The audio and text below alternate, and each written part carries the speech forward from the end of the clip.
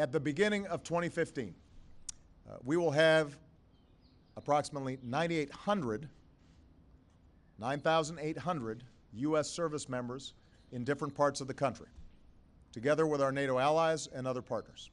Mr. Obama's announcement seems to be in line with the anticipated troop withdrawal plan from Afghanistan.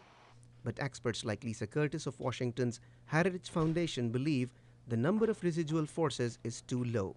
I fear that this 9,800 number is really the bare minimum necessary for being able to backstop the Afghan forces, conduct counterterrorism missions, and train the Afghan forces. But some experts believe that if given enough support, Afghan forces can fulfill the responsibility for the security of their country. Omar Samad is a former Afghan ambassador to France and Canada. I think that the Afghan government and the Afghan security forces will be able to handle the situation.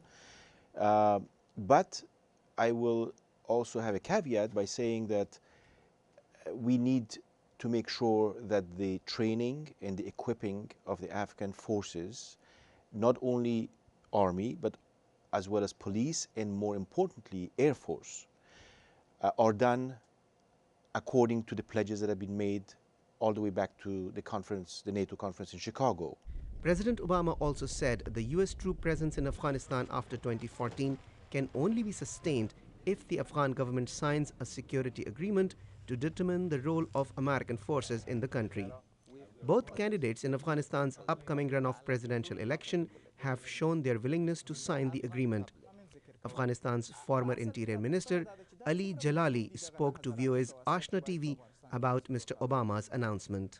The major role of the remaining forces will be to help Afghan forces in training and to give them advice in improving their abilities.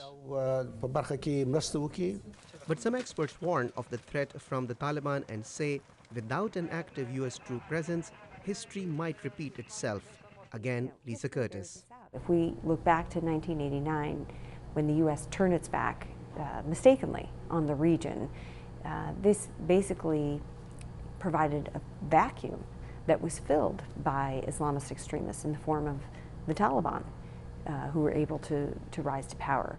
While there are disagreements on the number of residual U.S. troops in Afghanistan, there is consensus on the fact that the future of Afghanistan can only be secured by its own security forces and its own people.